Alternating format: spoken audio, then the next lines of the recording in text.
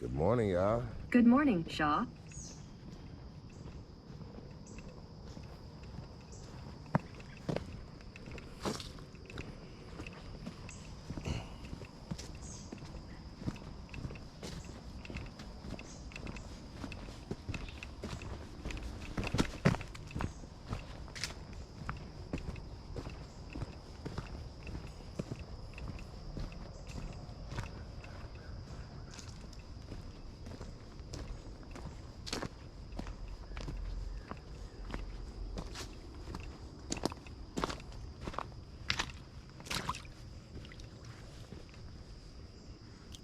Hey, good morning, y'all. Whew. Hey, your boy's feeling pretty good this morning. Hey, I had another good day yesterday. A very good day yesterday. Work went smooth. I ain't gonna lie, it was light for a Friday. But by working by appointment, that can happen. I had somebody that canceled on me yesterday. And then I had somebody else get sick. So it was light for a Friday, but that's not a problem to me because it gives me time to do something else. Like, that's how I look at my schedule, is by being able to run on the schedule, it gives me time to sort out my life and have things in different areas. If I was like a walk-in barber, I'd feel like I'd just be sitting around all day looking at social media, waiting for somebody to come in. Because every time I would try and get a project started or something that I need to get done, I'm sure somebody would walk in the door talking about, are you open? That's why I can't do walk-in. But now I feel like my kids are getting to the age where I could work more if I wanted to.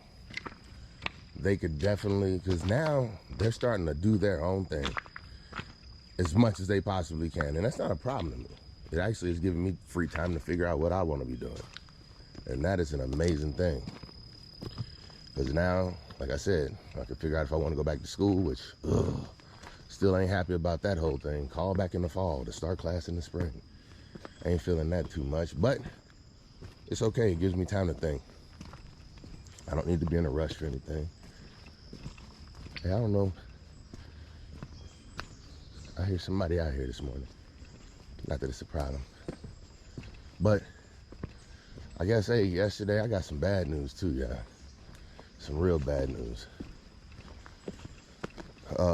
One of my military brethren, he my brother. He is my brother. Yeah. Well, his ex-wife, the mother of his two kids, her family was like 3 people in her family were murdered. Her mother, her brother, and her sister, who was a twin.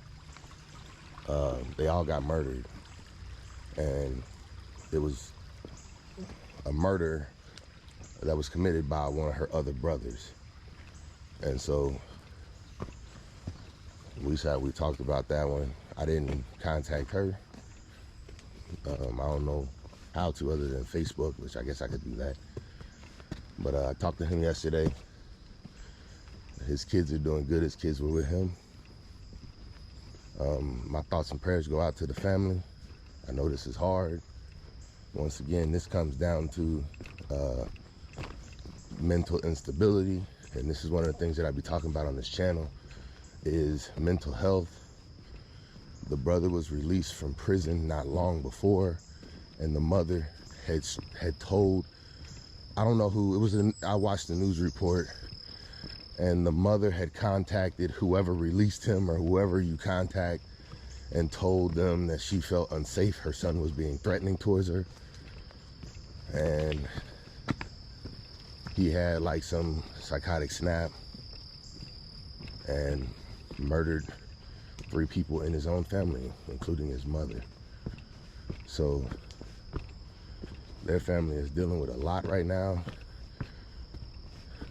Her brother was also in the military, so he, I guess, got sent home. I don't know.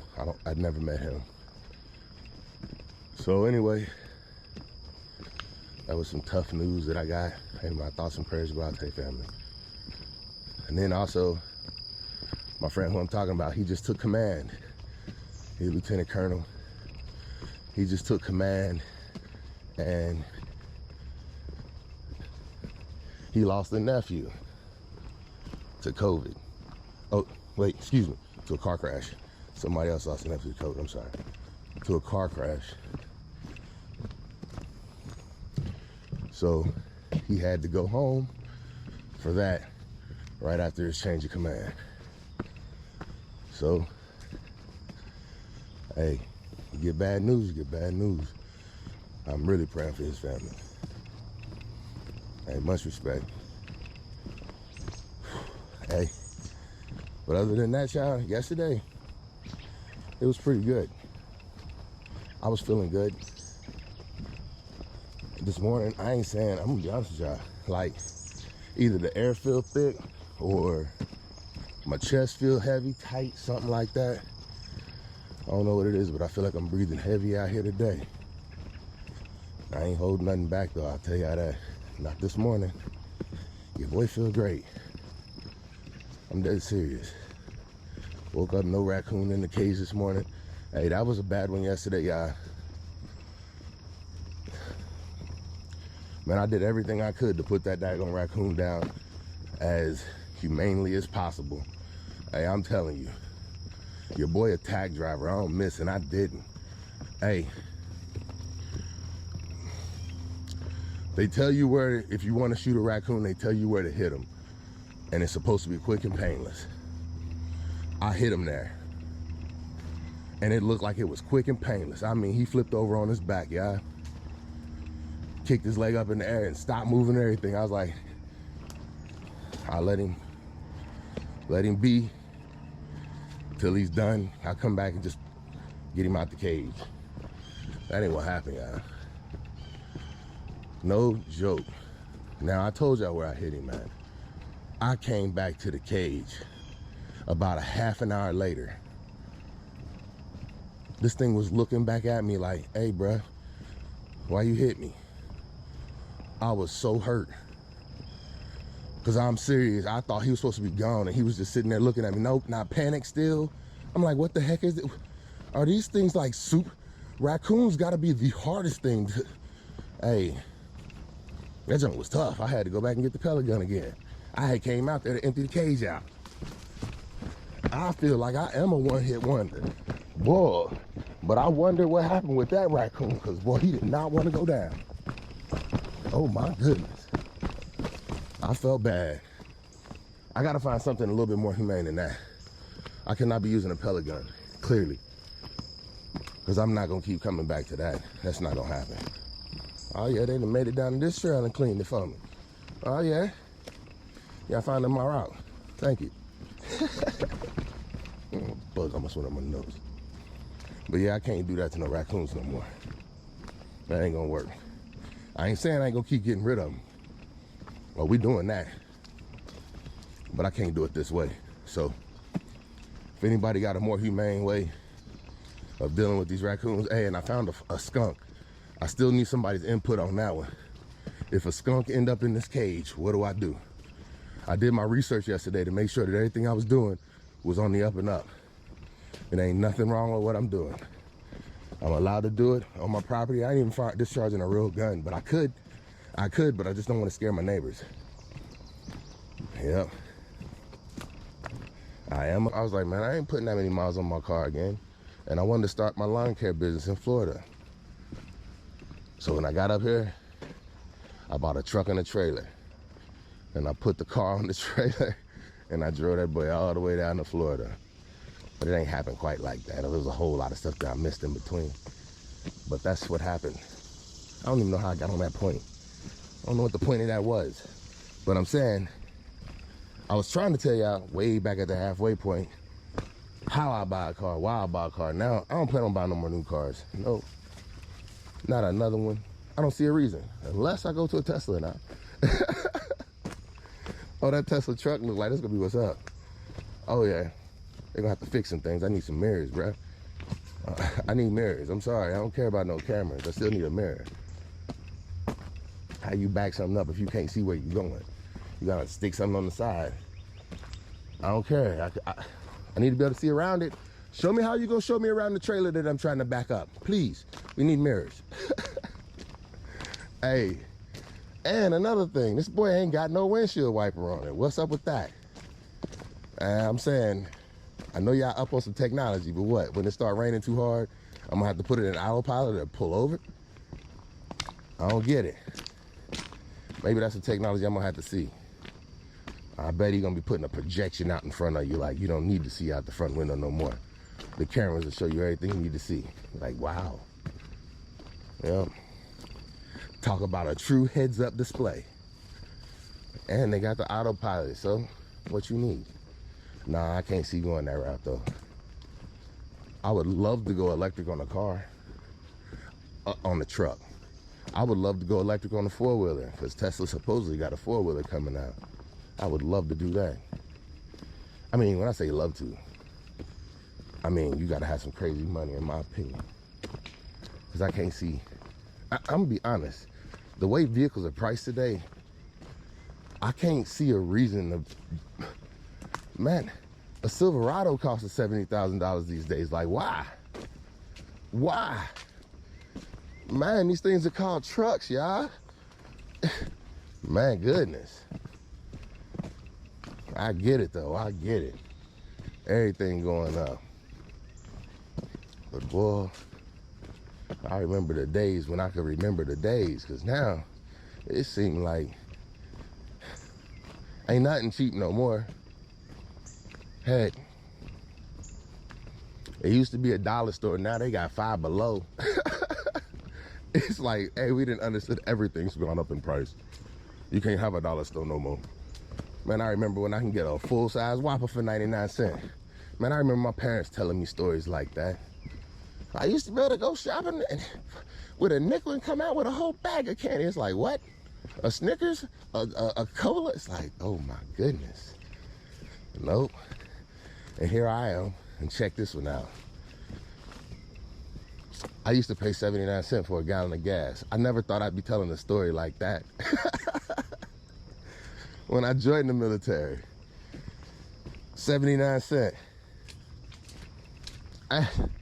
I'm telling you, I'm sitting at the pumps in South Carolina, filling up my tank for $10. I had a 13-gallon Pontiac Grand Am. It was my second car I ever owned and my first bad mistake. Let me tell you how I messed that one up. Yeah, I ain't had no credit. Forget it. That was the first car I bought in Texas. So the other car I was telling you about, that was the second car I bought in Texas. First car I bought in Texas, Pontiac Grand Am. Boy, it was green, 4-door, stick shift. It had disc brakes all the way around, but it had Pirellis on it. I found that out because them boys was expensive to replace. Oh yeah. Anyway, you want to talk about making a mistake? Your boy got that car with 18% interest. Oh yeah. What your payments look like, y'all? On $13,000, I was paying $350 a month. Oh yeah. What your insurance look like, y'all? Oh my goodness. $150 a month. Yeah, that's $500 a month when you a daggone A1C back in the day when gas was 79 cents a gallon. So imagine what kind of money I was making as an A1C back then. Oh yeah, that sucked up all my pockets. And then I got a girlfriend. Oh my goodness. You talk about being broke. I was trying to figure out everything, but oh, there you go. Oh, you was chilling too. Hey. Anyway. Yep, that car broke me. I mean, well, hey, what I'm saying is, that's how you learn life lessons. I learned so good back then. Ooh, that was my first valuable lesson. Which one you talking about, the car or the girlfriend? Both. I ain't saying she was a gold digger, boy. Hey, but I was broke. Hey, we ain't going in all that. Hey, we done made it. We done made it. Another trip. Hey, I'm starting to feel good, y'all. I ain't gonna lie. Like, I don't know. Things seem like they're getting better before they're getting worse. I'm the type of person who always used to sit around and wait for the other shoe to drop. Like, hey, things going too good. What's about to happen? And what I'm saying is, it don't always be that way. but we look for it, and so we make it look that way. I'm saying, yeah, something bad might happen tomorrow. What I'm saying is, the thing that I'm learning is, this is just how life works. You take the good, you take the bad. You take them both, and there you have the facts of life. Hey, that's like true. There it is. I put it right in front of you. That's what I do. I never had a clue. This is what I be doing when I turn 42. Oh, that's true. Hey, what you think you do? Hey, I'm starting to have fun out here, and I'm really not worried about who be watching her. I'm saying I'm grateful to everybody who do, but now I know I'm doing it for the fun of it. I'm doing it, I don't know, for the memories, even though I feel like I'm really never gonna go back and watch these, but who knows? I'm sure, like I said, if my life ended up like my aunt's, I'd love to sit and watch my videos for the rest of my life. What I'm saying is, that way I always remember everything. Because I'm going to try my best to put everything I can in these videos. Hey, I appreciate everybody who tune in. Life be good, as it should. Hey, what I'm saying is, if we made it to this morning, hey, we got an opportunity that a lot of people don't. A lot of people ain't make it to today. We all know somebody. And what I'm saying is, well, we here, that's the number one blessing. As long as you can look at it from that perspective, you'll start understanding ain't nothing else really that important. All you gotta do is just make it to tomorrow. I plan on being here where you plan on being.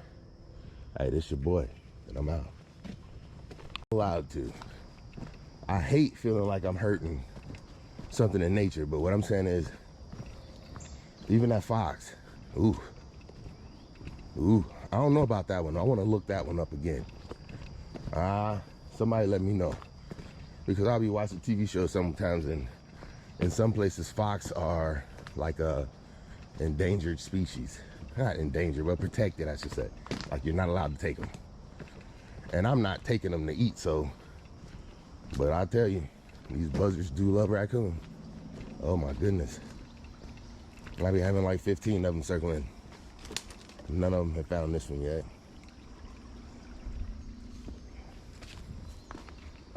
Yeah. I feel like I'm getting a little bit of revenge for the ducks. Hey, but the ducks made me mad yesterday. Oh yeah, I come home from work. I got home decent hour.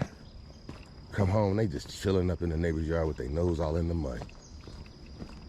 I'm sitting there looking like, oh, y'all was doing so good. Y'all was doing so good staying in the yard. Hey, I got over there, man, I'm telling you, that dude and that mower, oh my goodness, their yard look like, it don't look like he taking no time off from hitting that puddle. It's like he got mud and tires on because he just going through that puddle. Oh my goodness, that looks horrible. I would be upset if that was in my yard. And I'm paying you? Bruh, no. You need to get off your mower and use a weed eater. That's unprofessional. Horrible. And yeah, now my ducks all up in it. They love some mud. They ain't in it today, they on punishment. That's right, I made them get home and get up in that cage. Yep, y'all had all the dinner y'all wanted in somebody else's yard. You shouldn't have been there. Get home. So today, they eating in the cage. I hate doing that though. But since I clearly have no way to keep them in my yard because that puddle is the most interesting thing near my yard. I mean, it's shaded. It's moist. Like the whole thing is just soaking wet all the time. And the whole area is a mud puddle. Yeah, I can't compete with that. There's nothing in my yard that can compete with that right now. So what I gotta do is I gotta keep these daggone ducks in the cage until the ground dries up. Or until it rains enough to put more water back in my puddle, in my pond. Either way, that's what's gonna have to happen. Because I ain't putting up no fence, nope. But that's basically how ducks work. Whatever's the most interesting thing to them, that's where they at. Unless it's time for protection or they want food. Oh, now they starting to walk up on me like, hey, can you feed us? Hey, they be sitting at the front door like, come out, bruh. I'm like, dad, go chill somewhere.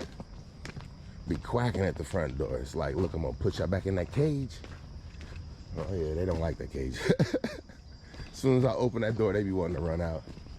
I'd be like, today I was like, nope, here go your food, here go your water. And it's like this movie I'm watching, decent little TV show. It's not good, but it's interesting to me how people think we would move and work if things collapsed and stuff like that. It's called Jericho. It's on Netflix. Yep. I get tired of promoting Netflix movies, but it's like, what else can you watch these days? I cannot watch regular TV. I can't. Well, I guess I could, because I don't be paying attention, but when I want to see what I want to see, I like to look up, but I be working on videos most of the time. But I cannot stand watching normal TV, so Netflix it is, right? My clients be coming in talking about some, hey, Shaw, this is what I'm watching right now. I'm like, yeah, I seen that. Yep, Manifest seemed like it's the biggest one everybody coming in and talking about right now. And so I guess y'all catching up. But Manifest was pretty good. I feel like I'm about to be like a TV critic. Nah, I ain't. Cause boy, they don't want to hear my input on some of these shows. Ah, goodness. My knee popped good just then, y'all. Hey, I asked y'all, what have y'all been into? Anything interesting? I've been seeing some people's comments, hey. So check this out. I used to want a Magnum, like the car. Yeah, I used to love that car. I don't see them no more. But that used to be one of my favorite cars. Yep. All I could think about was putting a system in that boy. And see, that's how I thought about cars. I liked the square-shaped cars. I always did. Yep. My Colorado, that was the only car I ever fixed up. Only car I ever fixed up. Chevy Colorado. It was nice. But I mean, that boy had no power. It was a 4-cylinder. And the only reason I did that, because I was trying to get out of the 2 vehicles I had bought. I had bought a Mitsubishi Lancer Ralliart in Texas while I was home on a TDY that I turned in the leave on the backside of it. Oh yeah, they in there today. So anyway, I go and I got a Ralliart Lancer. Once again, that boy was 0% interest. That's why I got it. Hey, I was thinking about getting a car while I was in Japan, and I was gonna buy it from AFES, and I was gonna have it shipped to my next location. So I went and put a deposit down, y'all. Check this out. It was a Dodge Neon. Now check this out. So let me explain. People are gonna think like, why would you do that? Well, I always think about like how I want a car to be before I go shopping for a car, right? What do I want in a car? So I was back then, I was like, man, it's gotta be a 4-door stick shift with disc brakes all the way around. That's my thought process. That was the first criteria I needed when I was going to look for a car. I wanted a stick shift. Why? Because nobody could drive a stick shift. Nobody would ever ask to drive my car. That ain't how I think. I just liked driving a stick shift because it gave you, to me, full control over the car. You know what I'm saying? When you wanted to slow down, you could slow down without hitting the brakes. All right, so then I'm sitting here like, now what cars do you have that offer that? Now I'm talking about AFES. If you don't know what AFES is, it's the military store when you're on base. So yeah, when you're overseas, they be selling cars. Yeah, right? So anyway, I'm like, cool. Now, the thing you have to think about, when you're overseas, you only see 2 things. You see what AFES has, and then you see what's on the economy. And in Japan, what's on the economy is a bunch of small cars. Now, they have some nice cars, but I'm talking about, you know, you looking at Japanese cars, all of them. Now, I ain't talking about what are those things called? All the Fast and the Furious cars, because those boys were expensive. And they still are. I don't know what they are. The Skyline, yeah, all those fancy cars.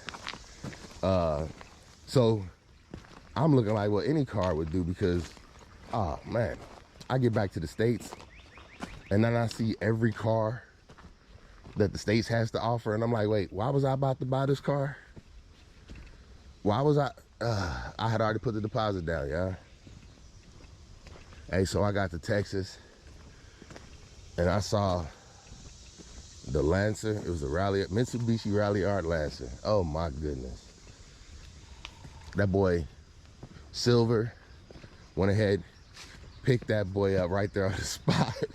I had to drive 16 hours home, all the way up there from Texas. And when I got home,